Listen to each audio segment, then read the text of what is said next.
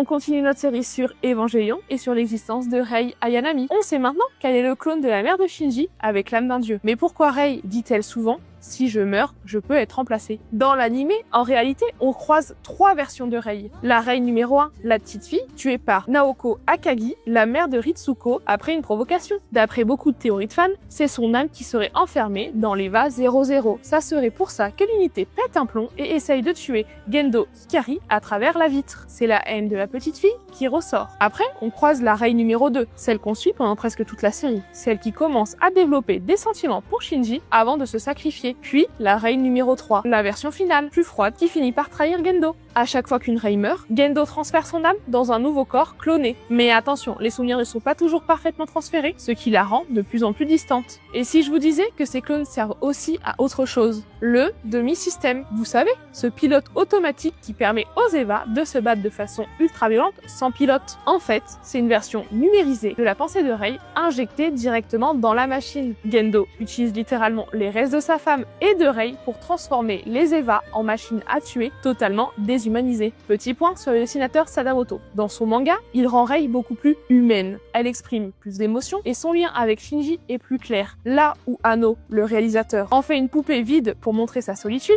Sadamoto voulait qu'on s'attache à elle comme une vraie personne. En résumé, Rei est l'outil ultime de Gendo pour déclencher le 3e impact. Mais elle finit par comprendre qu'elle n'est pas une poupée et qu'elle peut, elle aussi, avoir des émotions. Dans le prochain épisode, on parle du 2e antagoniste aux yeux rouges, Kaoru Nagisa.